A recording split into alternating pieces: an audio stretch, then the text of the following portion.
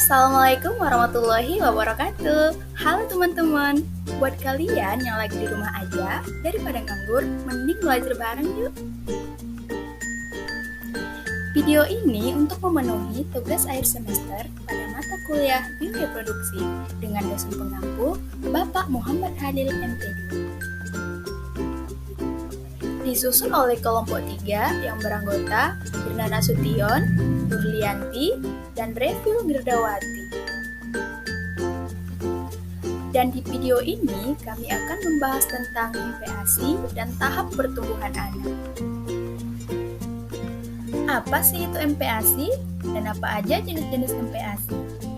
Jadi, MPASI adalah makanan pendamping ASI, yaitu makanan atau minuman mengandung gizi yang diberikan kepada bayi atau anak untuk memenuhi kebutuhan gizinya.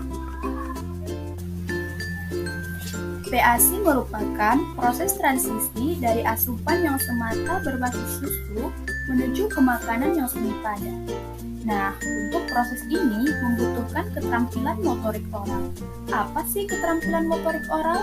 Nah, jadi keterampilan motorik oral yaitu kemampuan refleksi bayi menghisap menjadi menelan makanan yang berbentuk bukan cairan dengan memindahkan makanan dari lidah bagian depan ke lidah bagian belakang. Tujuan pemberian MPASI adalah karena ASI tidak lagi mencukupi kebutuhan bayi seiring pertambahan umur, pertumbuhan, dan aktivitasnya yang bertambah. Nah, selain itu, ketika bayi berumur lebih dari 6 bulan, timbul perbedaan antara jumlah makanan yang diperlukan dan makanan yang dapat disediakan oleh ASI. Perlu diketahui bahwa pemberian MPASI yang cukup dalam hal kualitas dan kuantitas penting untuk pertumbuhan fisik dan perkembangan kecerdasan anak yang bertambah pesat, terutama pada abad ini. Selanjutnya, jenis-jenis MPASI. Apa aja sih yang termasuk ke dalam jenis-jenis MPASI? Nah, di sini ada makanan lumat halus. Apa itu makanan lumat halus?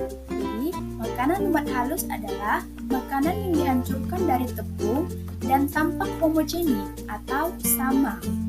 Nah, contoh mudahnya adalah bubur susu, bubur sumsum, biskuit ditambah air panas, dan ada pepaya sari.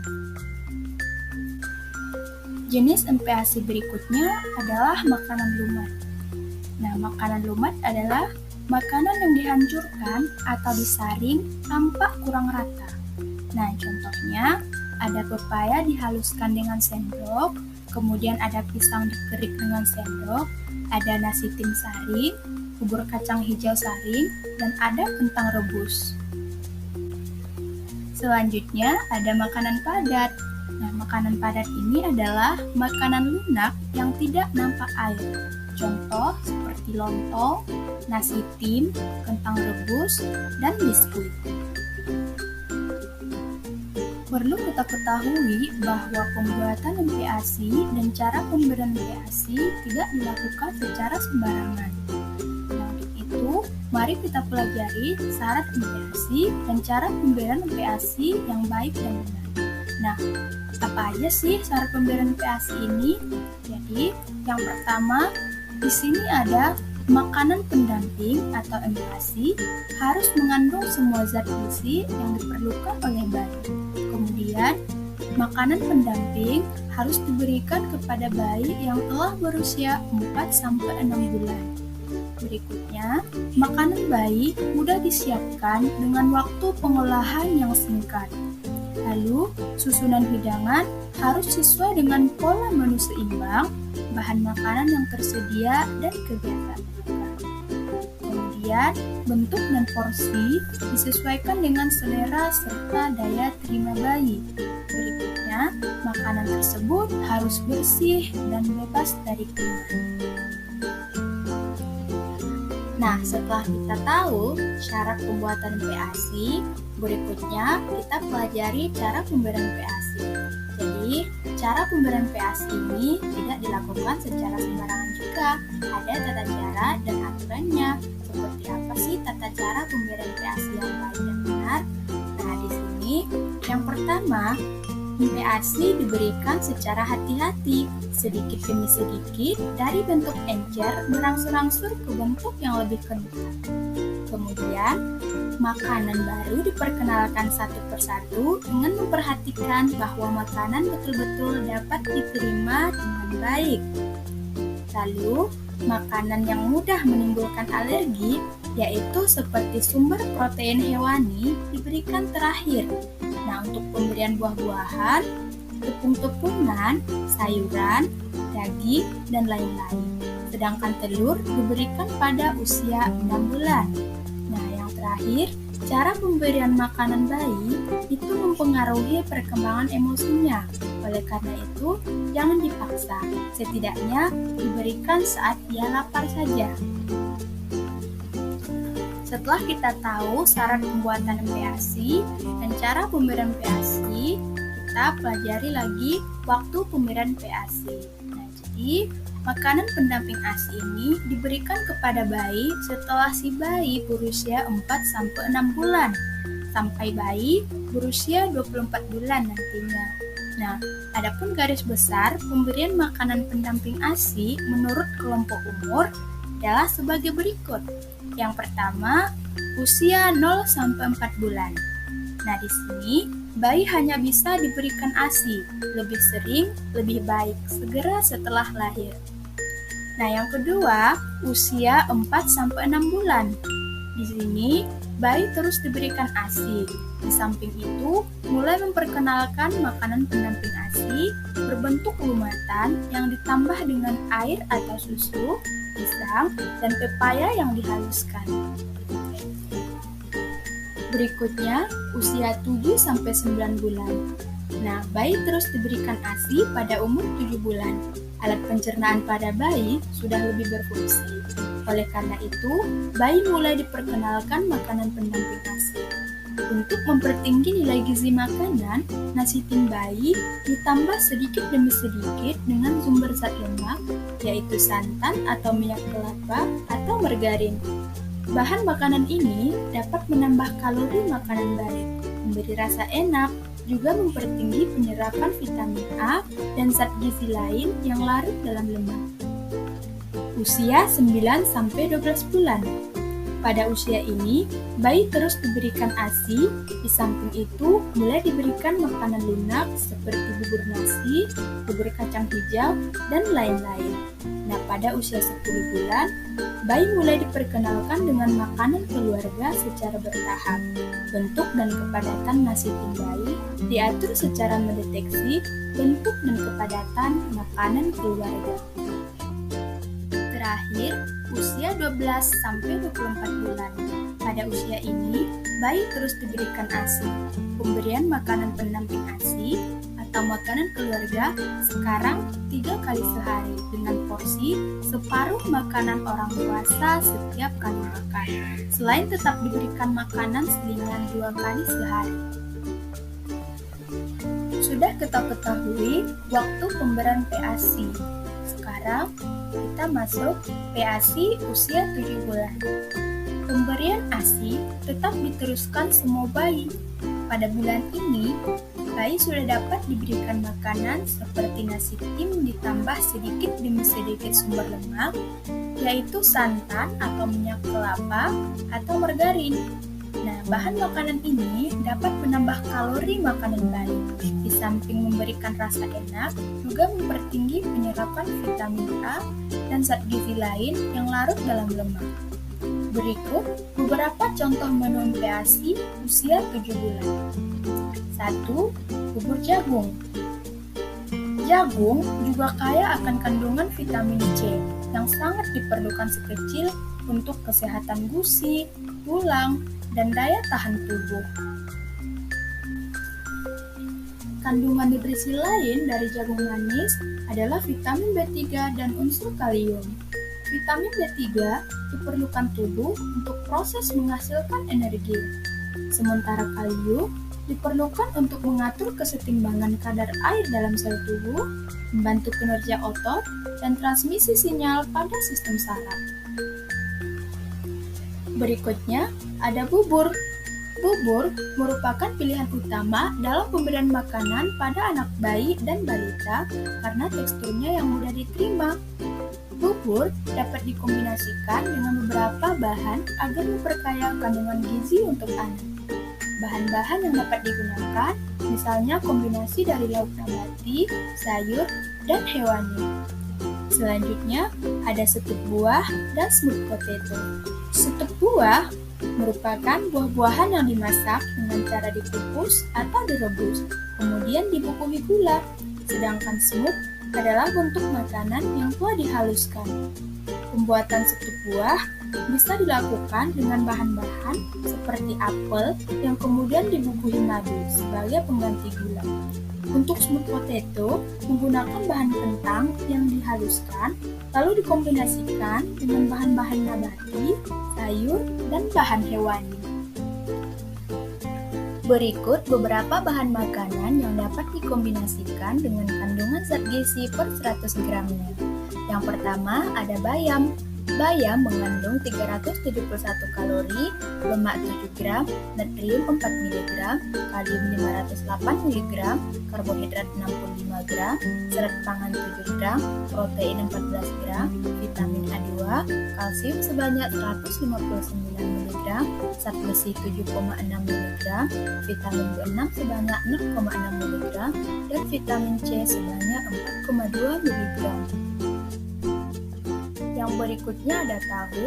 Tahu mengandung 76 kalori, kemudian lemak sebanyak 4,8 gram, natrium 7 mg, kalium 121 mg, karbohidrat 1,9 gram, serat pangan 0,3 gram, protein 8 gram, vitamin A 85, kemudian vitamin C sebanyak 0,1 mg, ada zat besi sebanyak 5,4 mg, dan magnesium sebanyak 30 mg. Dan yang ketiga ada wortel. Wortel mengandung 41 kalori, lemak 0,2 gram, natrium 69 mg, dan ada kalium sebanyak 320 mg, ada karbohidrat sebanyak 10 gram, serat pangan 28 gram, protein 0,98 gram, ada vitamin A16, kemudian kalsium sebanyak 33 mg, vitamin C sebanyak 5,98 gram, zat besi 0,3 mg, magnesium 12 mg, dan vitamin B6 sebanyak 0,1 mg. Yang keempat ada kentang. Kentang mengandung 76 kalori, lemak 0,1 gram, natrium 6 mg, kalium 421 mg, karbohidrat 17 gram, serat pangan sebanyak 2,2 gram, protein 2 gram, dan vitamin A, vitamin C sebanyak 19,7 mg, kemudian ada kalsium sebanyak 12 mg, ada zat besi sebanyak 8 mg, ada vitamin B6 sebanyak 0,3 mg, dan magnesium sebanyak 23 mg. Yang seterusnya ada ayam, di mana ayam mengandung 65 gram air, kemudian energi 215 kalori, kemudian protein 18 gram, ada lemak 15 gram, lemak jenuh 4 gram, kolesterol 75 mg, kemudian kalsium 11 mg, besi 0,9 mg, magnesium 20 mg, dan ada fosfor sebanyak 147 mg, ada kalium sebanyak 189 mg, natrium 70 mg, dan seng sebanyak 1,3 mg. Selanjutnya, kita akan membahas akibat pemberian MPASI usia dini. Yang pertama, beban ginjal berlebih dan hiperosmolaritas. Makanan padat, baik yang dibuat sendiri atau pabrik, cenderung mengandung kadar NaCl atau garam yang tinggi, sehingga akan menambah beban bagi ginjal. Bayi yang mendapatkan makanan padat yang terlalu dini mempunyai osmolitas plasma yang lebih tinggi daripada bayi-bayi yang 100% mendapat ASI, sehingga bayi cepat haus karena hiperosmolar dehidrasi. Apa sih hiperosmolaritas? Hiperosmolitas merupakan penyebab haus sehingga menyebabkan penerimaan energi yang berlebihan. Yang kedua, alergi terhadap makanan. Belum matangnya sistem kekebalan dari usus pada umur yang dini dapat menyebabkan adanya alergi terhadap makanan pada masa kanak-kanak. Alergi pada susu sapi dapat terjadi sebanyak 75% dan telah diingatkan bahwa alergi terhadap makanan lainnya seperti jeruk, tomat, telur, ikan, sereal, bahkan makin sering terjadi. Yang ketiga, ada gangguan pengaturan selera makanan. Makanan padat telah dianggap sebagai penyebab kegemukan pada bayi, terutama yang diberikan susu formula, melebihi berat daripada bayi yang mendapatkan ASI. Hal ini dikarenakan bayi yang diberi susu formula mendapatkan makanan padat lebih dini. Yang keempat, bahan makanan yang merugikan. Makanan tambahan mengandung komponen-komponen alamiah yang jika diberikan pada waktu dini dapat merugikan, seperti sukrosa. Gula ini dapat menyebabkan kebusukan pada gigi. Penggunaan gula ini pada usia dini dapat membuat anak terbiasa akan makanan yang rasanya manis dan makanan yang mengandung glutein. Nah, hendaknya jangan diberikan pada usia muda karena dapat berisiko penyakit celiak ataupun penyakit perut. Dan penyakit tersebut sangat berbahaya.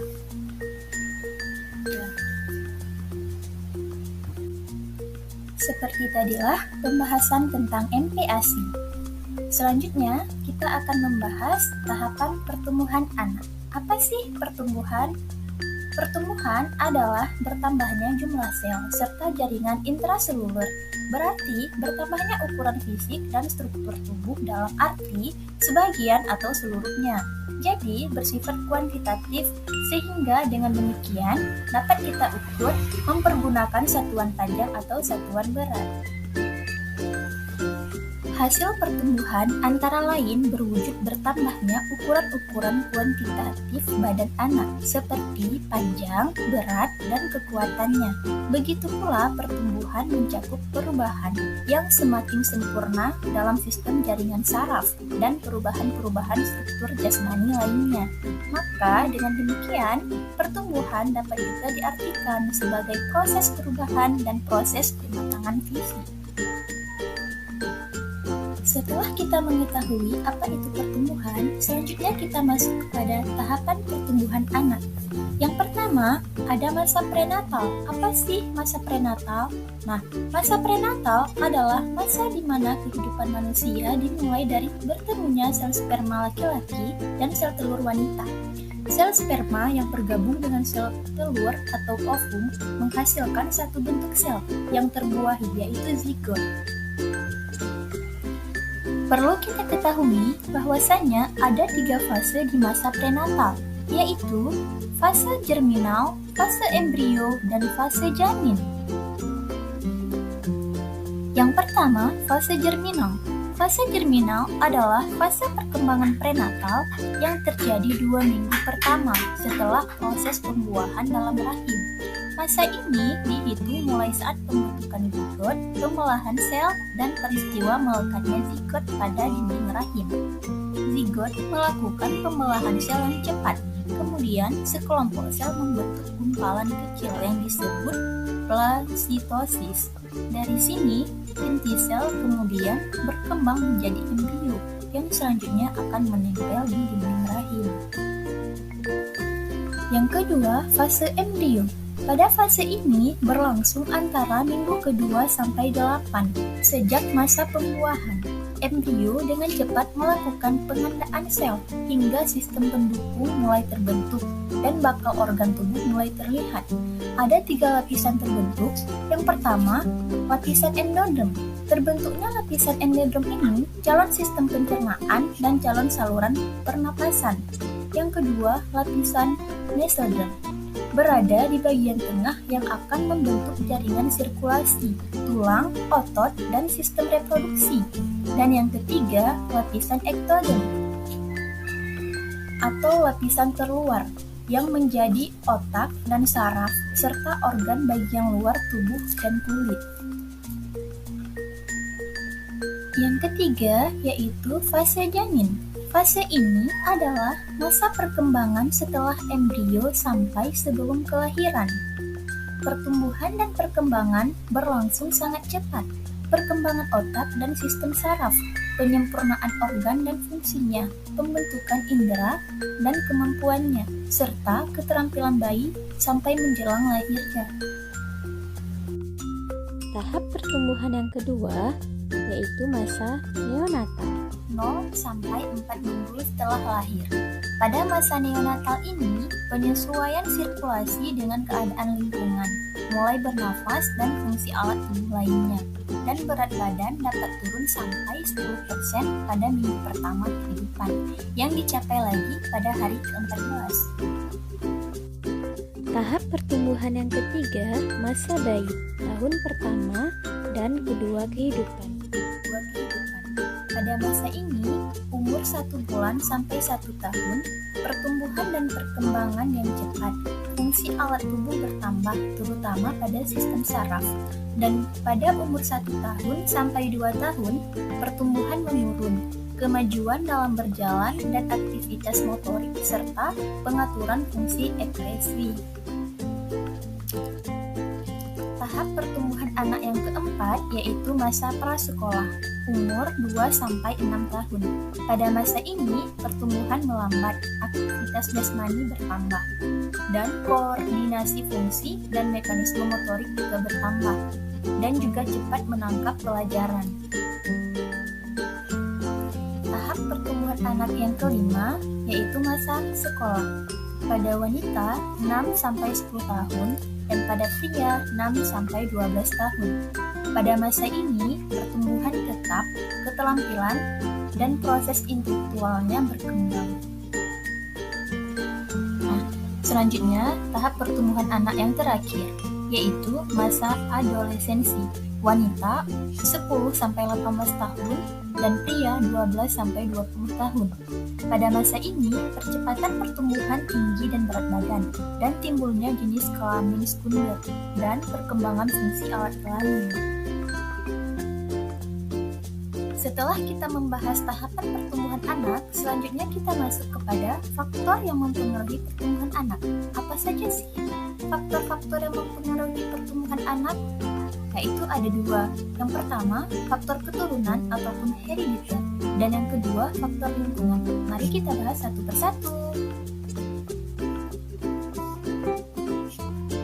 Yang pertama, faktor keturunan, yaitu ada seks. Nah, kecepatan pertumbuhan dan perkembangan pada seorang anak perempuan berbeda dengan anak laki-laki. Dan selanjutnya, ras. Anak keturunan bangsa Eropa lebih tinggi dan besar dibandingkan dengan anak keturunan bangsa Asia. Yang kedua, ada faktor lingkungan. Adapun yang mencakup dalam faktor lingkungan, yang pertama, nutrisi. Nah, untuk tumbuh kembang anak memerlukan nutrisi yang kuat yang didapat dari makan yang bergizi. Kemudian, olahraga. Olahraga dapat meningkatkan sirkulasi, aktivitas fisiologi, dan menstimulasi terhadap perkembangan otot-otot. Selanjutnya, kebudayaan. Kebudayaan suatu daerah akan mempengaruhi kepercayaan adat, kebiasaan, dan tingkah laku dalam merawat dan mendidik anak. Yang terakhir, penyimpangan dari keadaan normal. Nah, ini disebabkan karena adanya penyakit atau kecelakaan yang dapat mengganggu proses pertumbuhan dan perkembangan anak. Sekianlah pembahasan kita tentang MPASI dan tahapan pertumbuhan anak. Semoga bisa dipahami. Dan sampai jumpa.